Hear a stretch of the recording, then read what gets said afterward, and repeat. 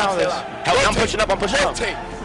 No, they're rotating back. They're rotating back. They're gonna go. Just rotate, guys. Just rotate. Give it up. Just give it up. Right. Nice. Rotate. Yeah. Greetings and welcome to episode number 30 of the Rotation with Zhack. Can you believe we made it? Can you believe that the Call of Duty League is back? I can, and I'm so happy that it is here. The Dirty 30. Wow, who thought we would have gotten here? I know Murph did. Hey Murph, wake up, Murph. We're on episode 30, dude. All right, he doesn't have the energy yet. It's because he spent it this past weekend watching the Kickoff Classic. You know we're going to break that down on this episode of The Rotation with Zhack. Thank you guys for being back here with me, and honestly, for myself being back. That's the first blood take we're going through. I owe you guys an apology. The off season, it was horrendous for me. I'm not going to lie. Vanguard came out, and I just didn't have the motivation or the drive.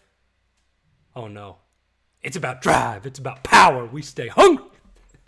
That's so cringe. God, I hate myself sometimes. But I just didn't have it to go through it with figuring out content. Work has been super hectic. It's been busy. And we've been short-staffed. And then apart from that, you guys know I have my high school sports broadcasting gig where I call play-by-play for all that stuff. So I've been just grinding throughout the weeks doing that, and then when I get home, I just could not find the motivation for myself to come up with new content ideas surrounding the Call of Duty League in the off season. When Vanguard comes out, there's no ranked play. Like, what am I going to do? Am I going to just create power rankings for teams every week based on how they did during scrims, which mean absolutely nothing? Like, that's not something that I even want to do and put out there to you guys. But, I mean, I'm not trying to make excuses here because I need you guys to hold me accountable. I hold all of you accountable. So, end of story. I wasn't here. I wasn't present putting out content for you guys in the off season. It was just really hard for me to get motivated, come up with everything. There's always mental health stuff. It's a lot harder than it sounds. Like, Hex always talks about it on the Optic podcast, the Eavesdrop. It's, you know, whenever they chat with people about, you know, doing content, just hit record and go. That's easy and big for these guys who are in the Call of Duty League, right? And it's still not easy because the mental health thing is there. So I'm not discounting them from possibly having that because they do. Zinni's opened up about it. Clayster opened up about it last year. All of these guys have it where it's hard sometimes to find the motivation to go out there, click live, and start a video. But when they already have the following and like methods can just click live and have 500 people in his chat, that's a lot different than me clicking live, coming here and maybe getting 10 to 50 views, somewhere in that range on a podcast. I really try to conceptualize content, make entertaining talking points for you guys to interact with, and I couldn't find that in the off season. So we'll talk about that right now. The first reason for it, Vanguard was hard stuck, man. Like, Pubs were fun for a month or two for me, and I'm not gonna lie, I've been playing Fortnite for like the past 2 weeks because it's refreshing, it's fun. That game still has its challenges of everything going on and stuff that's broken in it, but it was fresh and new for me. I've been sick of just playing Vanguard pubs over and over with nothing to grind for, no rewards. We still don't have a ranked play at the end of it all. Like, it's just... it died on me. It's almost like the COD cycle we talk about where it comes out, it's new, it's exciting. I had that. I've had a lot of fun playing Vanguard. I think that the movement mechanics are good. I think the gunplay is good. I enjoy it, but it's just the pub aspect of the game isn't the greatest pub game we've ever seen, and it can't entertain me. Like, for example, in years past, Black Ops 3, I could sit and grind pubs for like 8 hours a day and not lose any interest in the game. Vanguard, I play like a map of Das Haus, Gravuto, and Bocage, and I'm just like, yeah, that was Call of Duty. That was Call of Duty for sure, you know, ran around, shot some kids, got some streaks, but it's not stimulating me. And that's the point where the game is at right now, where I haven't been able to find and execute content just because I'm like, oh gosh, the pubs just, I'm not enjoying them. Like I said, it's a good game, But all we have is pubs. I don't have any rank to grind for. I don't have accolades to try and achieve to make myself better. I mean, I'm not going to go play GB 1v1 S&Ds and get off on that. So it's just stuck in a hard place, man. When we get ranked play, I'll grind it. I guarantee I'll grind Vanguard again when we get ranked play out. But up until that point, it's just like I have nothing to do. All there are in the off season is pubs. Nothing's happening with professional players or the CDL. So it's hard to find motivation, hard to find content, hard to even want to play the game at that point in time. That's my rant. I opened up to you guys. I told you why I have been inactive since, I think December was episode 29 of the rotation. So now we're back. We have a lot to talk about on the show today. Make sure you guys subscribe. Zhack16 on YouTube. Same thing everywhere. Zhack16, you type that in on Twitter, Instagram, TikTok. You'll find me there. I'm trying to grow. Help me out. Share with your friends. Get involved, hit me in the comments, tell me what you want to talk about. But now it is time to hop in to the latest edition of the Barracks News and Notes from around the league.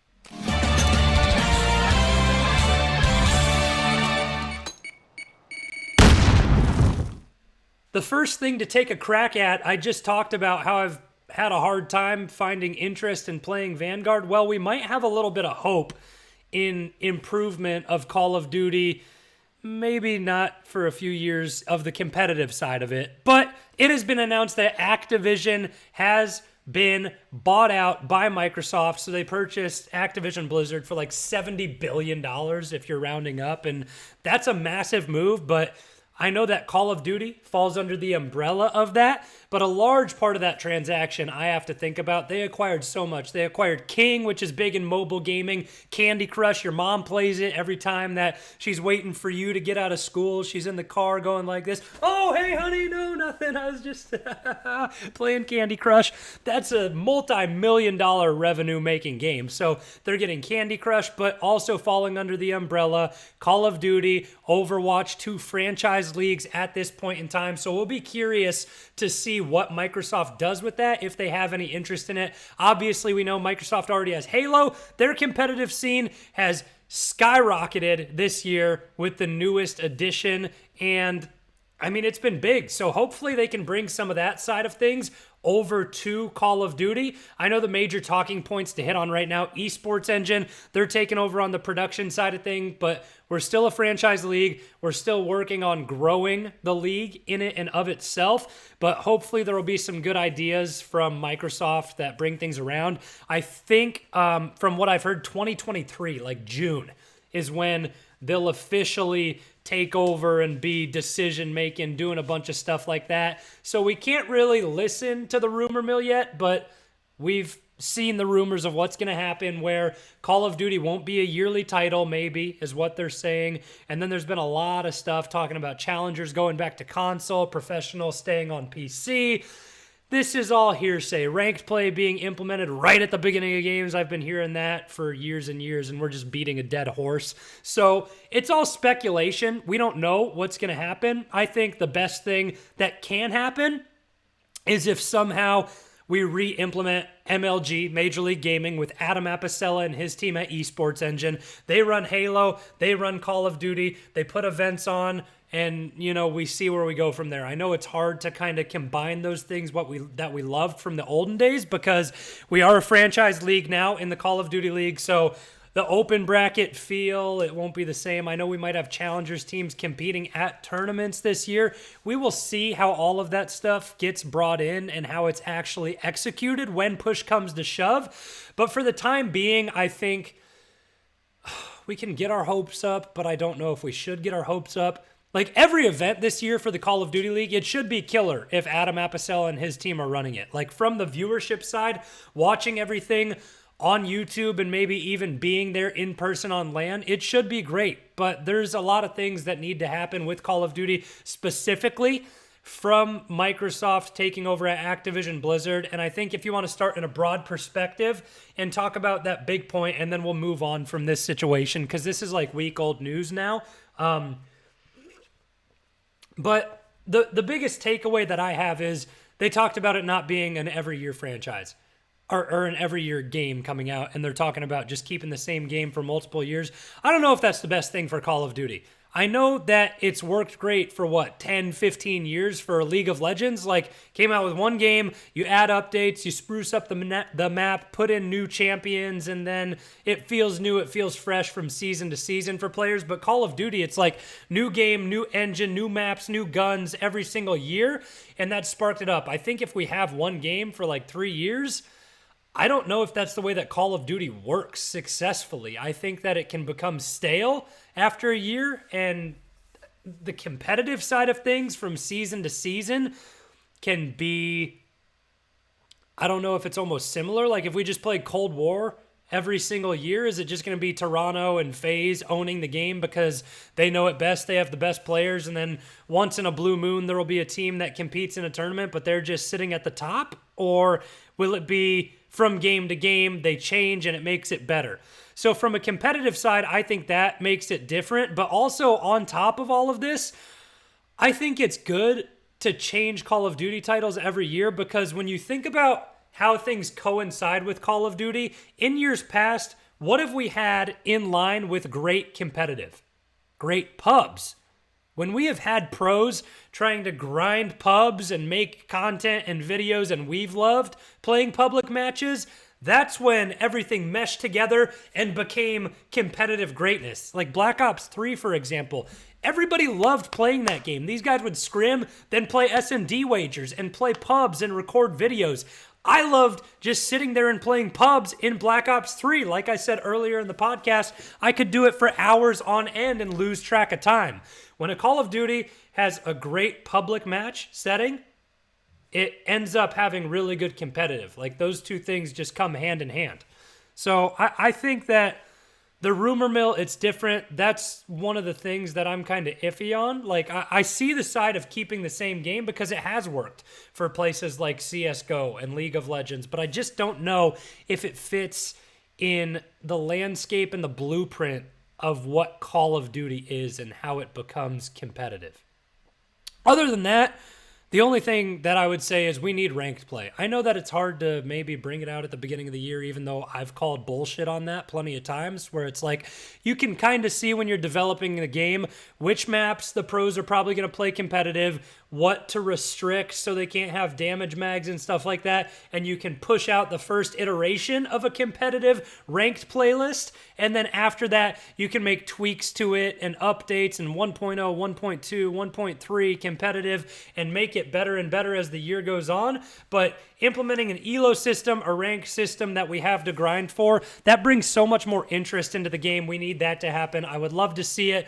But the big talking point, Microsoft purchases Activision Blizzard. We'll see those changes in the years to come. But those are my big notes to begin with. But that's probably the biggest piece of news in the past couple of weeks to open up with in news and notes from around the league. And like I said, just still no ranked play. Nothing really new about Vanguard. It's hard, but competitive is finally here. Thank goodness. Holy cow. What am I drinking? I mix it up. So this today is a Grande Starbucks Blonde Vanilla Latte. So that's one of my go-tos. You got to get ristretto shots in there. But yeah, that gets me going and gets me real excited to record this podcast for you guys. So the Kickoff Classic is here. And the first thing we have to talk about is, was this a real tournament? Because you hear the pros going back and forth, yeah, it doesn't count. I mean, when you look at it, every team in the Call of Duty League was there. I get that it's single elimination, but everyone had a chance to make a run and go and win the tournament. And I know that they're still working out the bugs and the kinks and the settings and everything to happen on LAN, but I think that I can proclaim that this was a real tournament, and the real winners of this first tournament, regardless that no pro points were involved or anything like that, were the Toronto Ultra. First of all, it's just so refreshing to get competitive Call of Duty back. We wait so long from November at release through November, through December, deep into January, 3 months of watching scrims and trying to play pubs and stay entertained. It's kind of hell, to be honest, to go through and try and stay entertained. So this first Kickoff Classic, it's great to have competitive back, but there are some things to highlight here and there. away from the game itself and the competition that we saw this week, I think the first major thing to outline is what we're doing with the league, man. The major COVID outbreak happens again. It's not the first time. It happened last season on LAN when there were players thinking that they weren't going to be able to compete at champs because during Major 5, the whole Call of Duty League got wiped out with COVID. All of Optic had it. Slasher had it. LAG had it. Like, there were guys left and right that didn't know if they were going to be able to test positive and play at champs, the biggest tournament of the year. Optic went into champs thinking that they were going to have their coach be one of their starters. That's not good. And you saw an uproar on Twitter from guys like Clayster, Slasher, and then I think Attach has even made jokes about it now. But the basic points of it all that I saw from Clayster, he said they require one negative test on Thursday and then we just go. The fans are 10 feet away from you the whole time. No one's really wearing masks. Maybe you say it's required, but nothing was really enforced. And no matter what your opinion is on things, I don't really care. It's like something that's happening. It's still going on. It's a pandemic.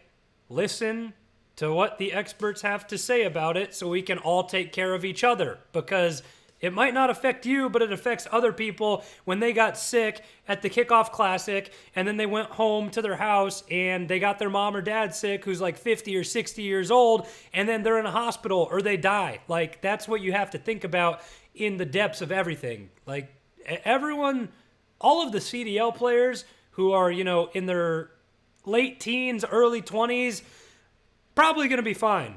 But, there's the repercussions of everything that happens from it going on. So I think, according to what I heard, if those were the actual guidelines, what Clayster tweeted and how unhappy these guys are, we got to get a little bit better. Tightening precautions, like go back to vaccine status, mask up, stay away, and you can be there. Regardless, it's going to be something that we have to implement and deal with. We can't just brush it aside. And I know people saying, oh, go back to your normal lives. Yeah, but this is you still have to worry about it. It's still happening. People are still dying. No matter what your opinion is, got to figure something out there. I agree with what Clayster and Slasher say that, maybe the precautions weren't incredibly well handled. And we have to find that balance because everyone in the Call of Duty League, all fans, everybody involved will tell you that they want LAN. It makes it better. We have to figure out a way to get there safely and successfully, okay? Let's figure that out. Please, let's do better.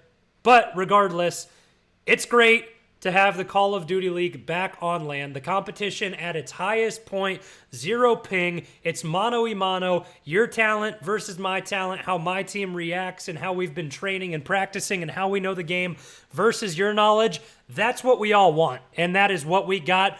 A lot of upsets, a lot of new faces, a lot of things to talk about. But first and foremost, yes, for the first time since Black Ops 4, snipers are back. We saw it time and time again. Octane hitting shots, Clayster hitting shots. Can we talk about that Clayster play on Tuscan real quick where he baits the snipe shot, turns, goes out, and hits it? What?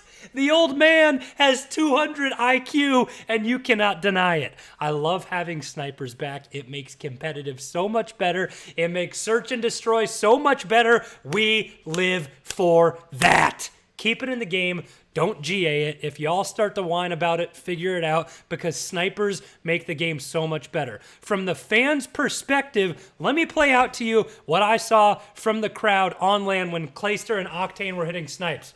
Oh! When they hear that, when they're behind their monitor, okay, using their Scuff controller, Battle Beaver, whatever it may be, whoever wants to sponsor the podcast, have it here, they're behind their monitor, bam, one dead on cross, and the crowd goes crazy, and they hear that white noise coming through their headset. That's a feeling right there. We need it back, and we need it to stay. We got snipers. I love it. Apart from this, Vanguard's playing to be a decent competitive game. Like, it's enjoyable to watch for the fans. I know the pros sometimes don't like it, but the amount of insanity that we're seeing on Bocage, whatever you want to call it, it's nuts. Like the first map of the series, Hardpoint, when it was, I think, Florida versus LAG, and it goes down to the wire and like everyone has 40 or 50 limbs.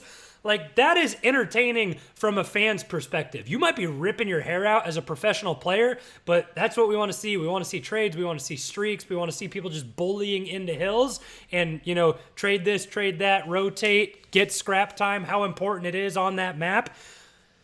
You like it or not, it's entertaining to the fans, and I think it's great to have with Call of Duty back. So the overall response to the Kickoff Classic, I think it was great. I think that competitive Call of Duty being back is incredible, but the things we have to talk about here are the teams and the differences that we're seeing.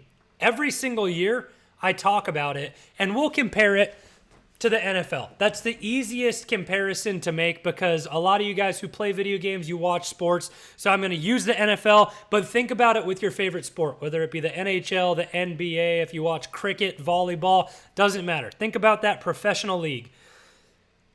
The guys coming in to the Call of Duty League, they are here to stay. These new young talents, we see a team like Seattle, who has been awful since their conception.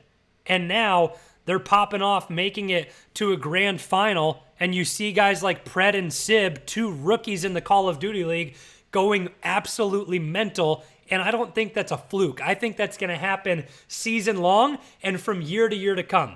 The comparison I'll make to the NFL is, yes, we have all the veterans in there that are absolutely grinding. Since I'm going to talk about the wide receiver position, I'll keep it there. Devontae Adams, Cooper Kupp, Adam Thielen, Justin Jefferson, those guys have been running the league for a couple. Well, I know Justin Jefferson's, it's his second year this year, but so we'll take him out. Substitute Justin Jefferson for another veteran wide receiver, DeAndre Hopkins, even though he was injured this year for a little bit. Those guys have been running the NFL at that position for years to come. But guess what? Every single year, the NFL draft happens. And there's going to be plenty of guys drafted in the NFL, but there are only going to be a few that make their name as a rookie. Jamar Chase, Justin Jefferson, Amon-Ra St. Brown. Rookie wide receivers taking over this year in the NFL. And you think at the beginning of the season, oh, they're just a rookie. It'll take a little time for them to get acclimated. Nope. Jamar Chase pops off, goes absolutely nuclear, 1,000-yard receiver in his rookie year. It's the same thing for the Call of Duty League. Scump's been dominating for years. Shotzi, Dashy, you look over at Octane, Slasher, Envoy, Kenny. These guys have been, in the league, in the scene for a while. Methods, dominating the Call of Duty League. But then you get Sib, you get Pred in here, and it's like, oh, that's Jamar Chase and Justin Jefferson. Those guys are going to have seasons. It's not the same as it used to be in professional Call of Duty. There is turnover now. Everybody's job is being gunned for. There are hungry, young, competitive players who are going to take over and become staple names in the Call of Duty League. So you better watch out because nobody's job is safe, and I love to see these young talents popping off on this past weekend. Like, those are the two you have to highlight. Sib and Pred, two rookies on a franchise that's been struggling and seemed like it's been doomed for a couple seasons. And then they take Seattle Surge with the help of Mac as well and get them all the way to a grand final. What? The road there, beating London Royal Ravens, Atlanta FaZe, and then taking down New York Subliners, who I thought looked great. My preseason predictions, I thought New York was going to be incredible. I don't think that we can make power rankings and everything so far, but the main point there, rookies are here to stay, and there's going to be new guys coming out of the Challenger scene every single year. So listen to what I Hold Shift has to say. Listen to the kids he's talking about, because they're going to grow up, and they are going to be good. those are my big initial reactions from the Kickoff Classic. I'll give you guys one more, and then we'll wrap up the podcast for today. I know it's going to be a little bit of a shorter one, but we're getting back into it as well. Just like the Call of Duty League starting fresh, getting into the season, we're doing the exact same thing. We're talking about these little things, and we're going to hit the ground running for the rest of the season. Also, I'm going to be trying to make shorter reaction videos, almost like 8 to 10 minute YouTube shorts along with the podcast on a week-to-week basis. I think that'll do better for statistics and things like that, but I'm still going to have the whole podcast. I still strive to have guests on, so we're going to work on it. And, you know, to kind of round things out, first impressions from the Call of Duty League this season. How could I forget about, you know, another rookie that had a good weekend? Capsital. Excuse me. Hello. Wow, I'm dying over here. Okay. From the Boston Breach, I love to see their new organization. The branding of it is really cool. I like the color scheme. I like everything going on. But Capsital, he made big plays. He was a difference maker on the map. I think that Boston is like an understated team that we can watch out for. So I'll give you my key points from the week of disappointments, and then shockers, and then things that I thought were just right, kind of. Disappointment.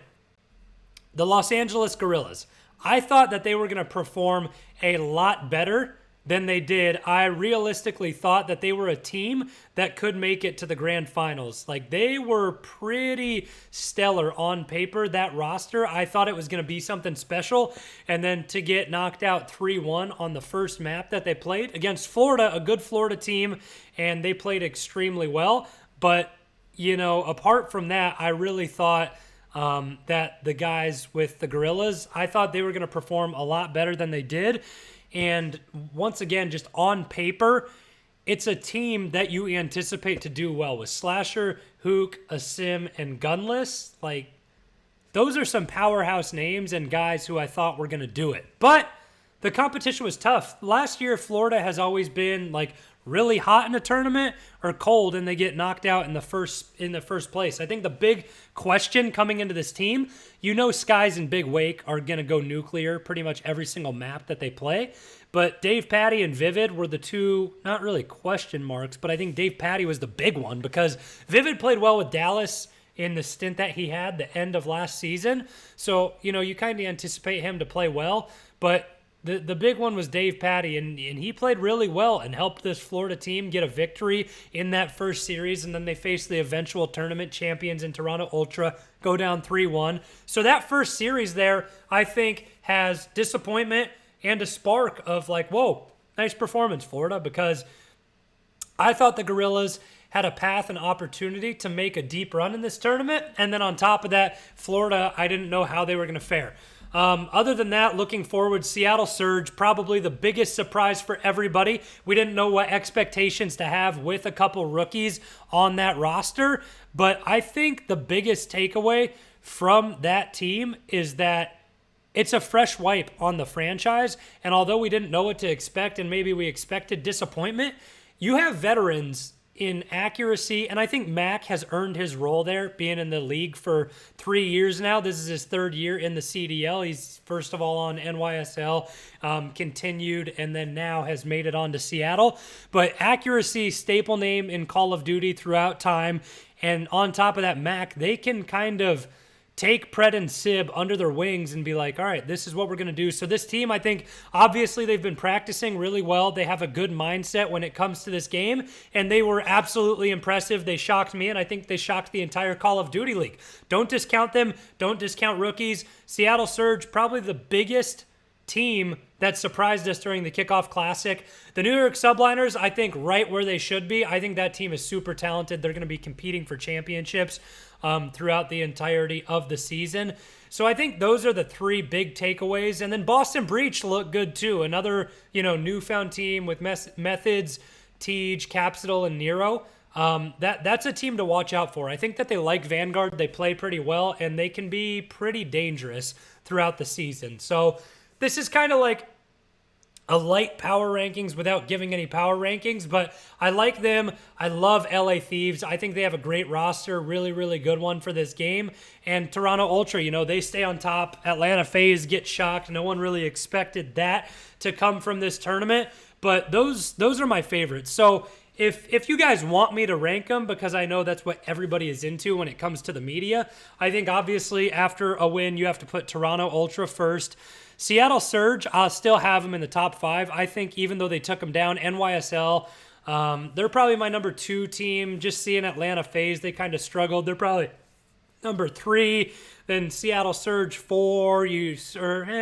LA Thieves 4, Seattle Surge 3, FaZe. They're all interchangeable at this point in time. We'll have to get back into more tournament play. But those, my top 5 favorite teams in the CDL, probably Toronto, LA Thieves, New York.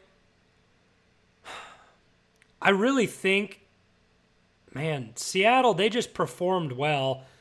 Optic had a chance against LA Thieves and they lost that one, but they only get one match. So it's too early to tell. I can't even formulate power rankings, but we know the teams that are going to be favorited, at least if we're talking betting odds in the season, it's going to be your Toronto, FaZe, Atlanta, New York, and then I think Minnesota and Florida can sneak in, and then Boston Breach are a big underdog who I think can perform well. And I think despite the fact that the Gorillas disappointed me, they have plenty of talent there. I think that they can kind of wake up, clock in, and get going. So let me know what you guys thought about the Kickoff Classic. I love having competitive Call of Duty back. Make sure you guys follow me everywhere at Zhack16, ZHACK16. Share the podcast with friends, family, Call of Duty fans, whoever you game with. Let's spread the word. We're going to keep it going all season long for the Call of Duty League. But thanks so much, guys, for tuning in. Episode number 30 of The Rotation with Zhack. Find it on Spotify, Apple Podcasts, and YouTube. Appreciate you all for tuning in. So look at me there, Spotify, TikTok, wherever it may be. Let me know your thoughts. Hit me up on Twitter. And once again, appreciate you all for tuning in to today's episode. And we will see you next time. Peace.